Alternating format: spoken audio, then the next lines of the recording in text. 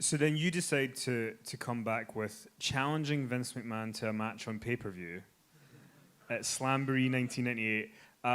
Talk about the idea of doing that and the day of, is he going to show up, all that stuff. That was fascinating. So the reason I did that is because I had fired Sean Waltman. Little bit of backstory, because I liked Sean at the time, but I had to fire him anyway. Sean's contract was up for a renegotiation. Sean and I had renegotiated his contract. We had agreed on all of the terms. Sean Waltman was represented by an agent by the name of Barry Bloom. And we had agreed, it took 3, 4, 5, 6 weeks for a contract to actually be written and sent and executed. And during that period of time, Sean Waltman and his agent decided that, we're going to hold out for more money after we shook hands, which to me is a cardinal sin. If I shake hands, if I look somebody in the eye and I shake hands and look somebody in the eye and I shake their hand and say, okay, we have a deal, I'm going to do that deal, whether it was a bad deal, whether it was going to hurt me, whatever. If I give somebody my word, that's it. I'm going to do it. And I expect the same, especially from someone that I'm friends with. And Sean did the opposite because he was advised by Barry Bloom, his agent, to hold out. So Barry Bloom, the agent, came to me and said, well, I know the contract, because I kept saying, is Sean going to sign it? Because my attorneys at WCW kept saying, where's Sean Waltman? He hasn't signed his contract. He hasn't signed his contract. He hasn't signed his contract, even though we had agreed on it months earlier. So I finally confronted Sean and his agent and said, well, we think we deserve more money. See ya. You're done. End of the conversation. I fired him on the spot. I told Barry Bloom, I said, your client is fired. Tell him not to come to work. He's done. Well, Sean immediately went to WWF. Vince was very smart, because Sean Waltman was a valuable part of the NWO. People they think of Hulk Hogan, they think of Scott Hall, they think of Kevin Nash. Sean Waltman was a big part of the success of the NWO. Because he could bounce around, he could bump, he could do all the things that Kevin Nash couldn't do, he could do all the things that Hulk Hogan certainly couldn't do. And that's not a criticism, but it's just, it is what it is. And Scott Hall, we didn't want him selling too much, even though he was more than capable of bumping around artfully, better than anybody. You don't want one of your top stars to be selling and giving away that much.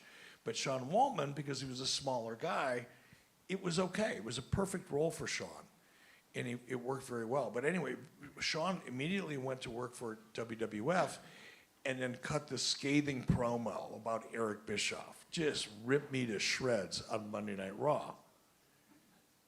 So I went, okay, I get it. And I came up with the idea of challenging Vince McMahon. And I came out on Nitro the following Monday and said, Sean, you're just a I didn't say I said, you're just a stooge. Everybody knows Vince McMahon is putting words in your mouth. It's not really you saying these things. It's the guy that you work for. So, hey, Vince, quit being such a bitch and let's you and me get in the ring and do it. And I challenged him to a fight, hoping he would show up.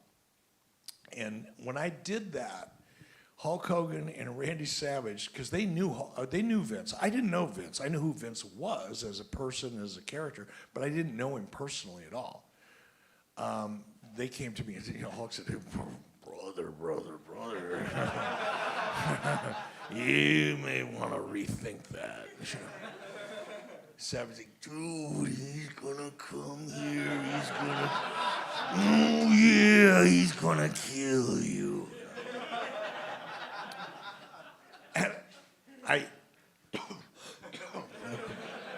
And Randy Savage impersonation gets me every time.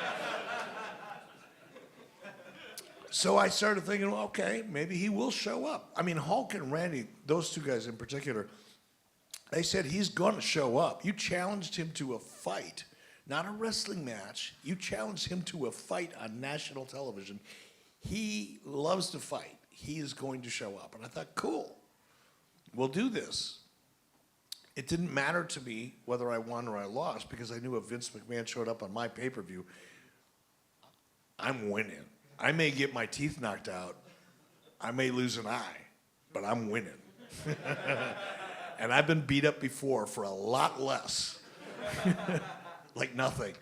So getting beat up didn't really bother me too much. I wasn't worried about that. And I honestly didn't think that he could. I was pretty sure I'd kick his ass, to be honest with you. I had fought, I wrestled in high school, I wrestled in college, I wrestled for the AEU freestyle and Greco-Roman wrestling team after I got out of high school. So I had a little bit of I wasn't very good. I was like, on a good day, I was pretty average. But I was also a pretty good kickboxer. And I bounced in bars and been in plenty of fights with a lot of guys much bigger than me. And usually I would prefer to fight people much bigger than me than people smaller than me, because the little can move and they're fast and they're motivated. They got something to prove. So I thought, well, if he shows up, great. If I kick his ass, I kick his ass. If he kicks my ass, I still win. You know, it's one of those situations where if you win, you win. If you lose, you still win anyway. So I don't care.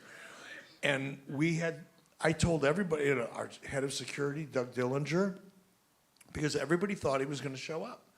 So I told our head of security, I said, tell everybody that works for you, I want him to have his own green room. I want it to be fully stocked, just like we would with any guest.